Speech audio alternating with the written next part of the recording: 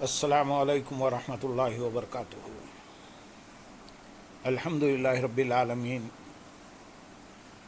والصلاة والسلام علی سید المرسلین، اما بعد فاعوذ باللہ من الشیطان الرجیم، بسم اللہ الرحمن الرحیم۔ برادران عزیز و معزز خواتین، آج کی اس نشست میں سورۃ الاحزاب کی آیت نمبر 39 اور 40 کا ترجمہ و تفسیر پیش کرنے کی سعادت حاصل کی جائے گی۔ الذين يبلغون رسالات الله ويخشونه ولا يخشون أحدا إلا الله وكفى بالله حسيبا ما كان محمد أبا أحد من رجالكم ولكن رسول الله وخاتم النبيين وكان الله بكل شيء عليما۔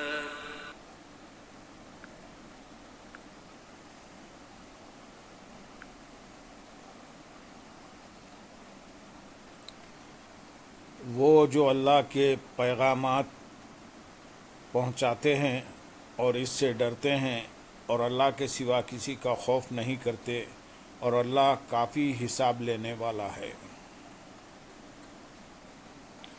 اس آیت میں انبیاء اکرام علیہ الصلاۃ والسلام کا وصف بیان فرمایا گیا کہ وہ اللہ تعالیٰ کے پیغامات بندوں تک پہنچاتے ہیں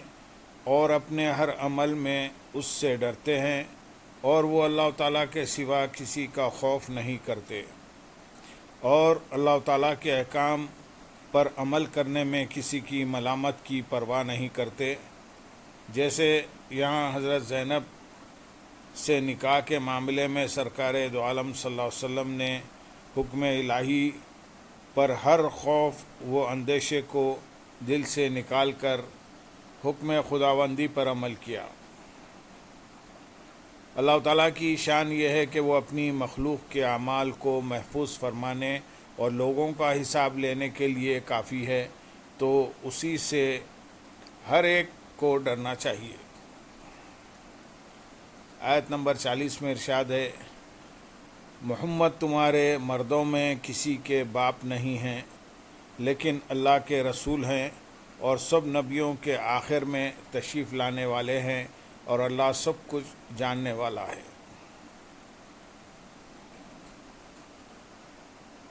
جب سرکار دو عالم صلی اللہ علیہ وسلم نے حضرت زینب رضی اللہ تعالیٰ عنہ سے نکاح فرما لیا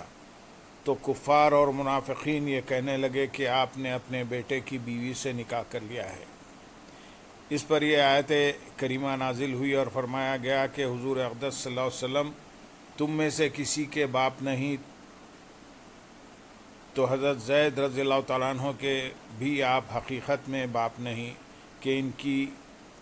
منکوحہ آپ کے لیے حلال نہ ہوتی۔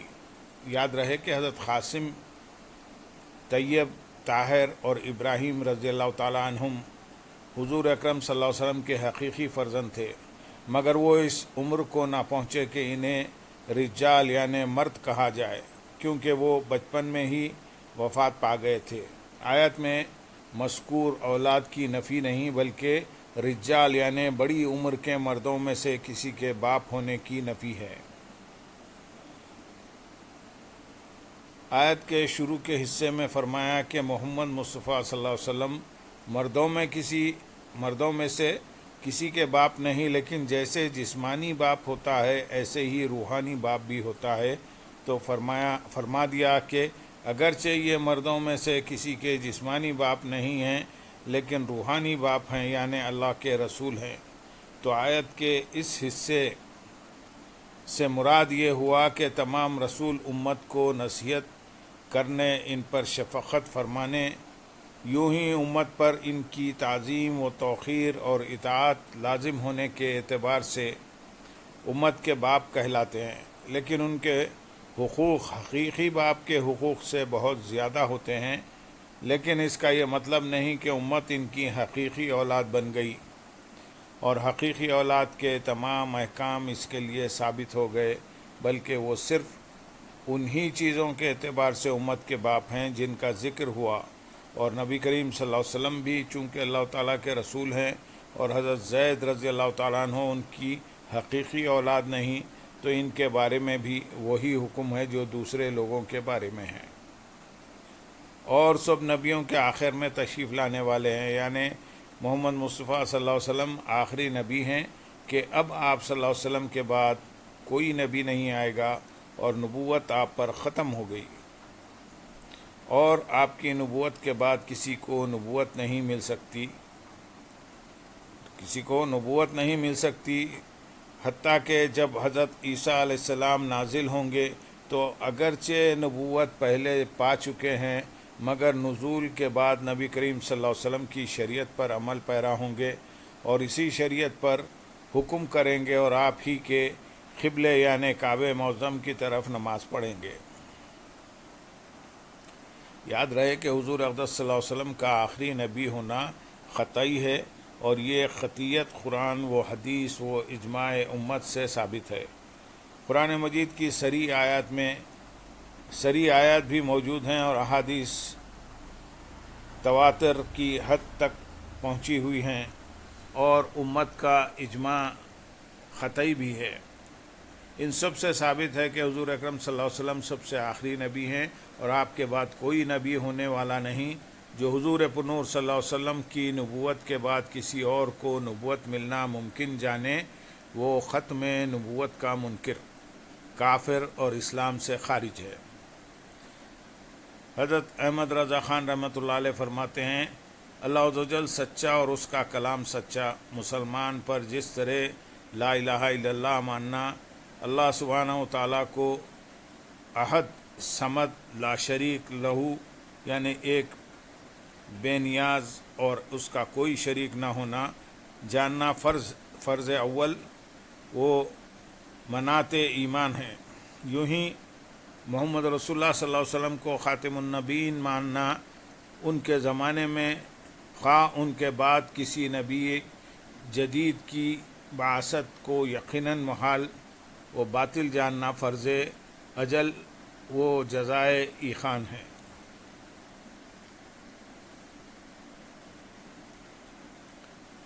ولیکن رسول اللہ و خاتم النبیین نص قطعی قرآن ہے، اس کا منکر نہ منکر بلکہ شبہ کرنے والا، نہ شک کے ادنا ضعیف احتمال خفیف سے تو ہم خلاف رکھنے والا قطعاً اجماعاً کافر ملعون مخلد یعنی ہمیشہ کے لیے جہنمی ہے۔ نہ ایسا کہ وہی کافر ہو بلکہ جو اس کے عقیدے ملعونہ پر مطلع ہو کر اسے کافر نہ جانے وہ بھی کافر، جو اس کے کافر ہونے میں شک و تردد کو راہ دے وہ بھی کافر۔ یہاں نبی کریم صلی اللہ علیہ وسلم کے آخری نبی ہونے سے متعلق ہم 10 احادیث بیان کریں گے۔ نمبر 1، حضرت ابو ہریرہ رضی اللہ تعالیٰ عنہ سے روایت ہے، رسول اللہ صلی اللہ علیہ وسلم نے ارشاد فرمایا، میری مثال اور مجھ سے پہلے انبیاء علیہ السلام کی مثال اس شخص کی طرح ہے جس نے بہت حسین و جمیل ایک گھر بنایا، مگر اس کے ایک کونے میں ایک اینٹ کی جگہ چھوڑ دی۔ لوگ اس کے گرد گھومنے لگے اور تعجب سے یہ کہنے لگے کہ اس نے یہ اینٹ کیوں نہ رکھی۔ پھر آپ صلی اللہ علیہ وسلم نے ارشاد فرمایا، میں خسر نبوت کی وہ اینٹ ہوں اور میں خاتم النبیین ہوں۔ دوسری حدیث حضرت ثوبان رضی اللہ تعالیٰ عنہ سے روایت ہے، رسول کریم صلی اللہ علیہ وسلم نے ارشاد فرمایا، بے شک اللہ عز و جل نے میرے لیے تمام روئے زمین کو لپیٹ دیا اور میں نے اس کے مشرقوں اور مغربوں کو دیکھ لیا، اور اس حدیث کے آخر میں ارشاد فرمایا کہ ان قریب میری امت میں 30 کذاب ہوں گے، ان میں سے ہر ایک گمان کرے گا کہ وہ نبی ہے، حالانکہ میں خاتم النبیین ہوں اور میرے بعد کوئی نبی نہیں ہے۔ تیسری حدیث حضرت ابو ہریرہ رضی اللہ تعالیٰ عنہ سے روایت ہے، حضور اقدس صلی اللہ علیہ وسلم نے ارشاد فرمایا مجھے 6 وجوہ سے انبیاء اکرام علیہ السلام پر فضیلت دی گئی ہے۔ نمبر 1، مجھے جامع کلمات عطا کیے گئے ہیں۔ نمبر 2، رعب سے میری مدد کی گئی ہے۔ نمبر 3، میرے لیے غنیمتوں کو حلال کر دیا گیا ہے۔ نمبر 4، تمام روئے زمین کو میرے لیے طہارت اور نماز کی جگہ بنا دیا گیا ہے۔ نمبر 5، مجھے تمام مخلوق کی طرف نبی بنا کر بھیجا گیا ہے۔ نمبر 6، اور مجھ پر نبیوں کے سلسلے کو ختم کیا گیا ہے۔ نمبر 4، چوتھی حدیث حضرت جبیر بن مطعم رضی اللہ تعالیٰ عنہ سے روایت ہے، رسول کریم صلی اللہ علیہ وسلم نے ارشاد فرمایا، بے شک میرے متعدد نام ہیں، میں محمد ہوں، میں احمد ہوں، میں ماہی ہوں کہ اللہ تعالیٰ میرے سبب سے کفر مٹاتا ہے، میں حاشر ہوں، میرے قدموں پر لوگوں کا حشر ہوگا، میں عاقب ہوں، اور عاقب وہ جس کے بعد کوئی نبی نہیں۔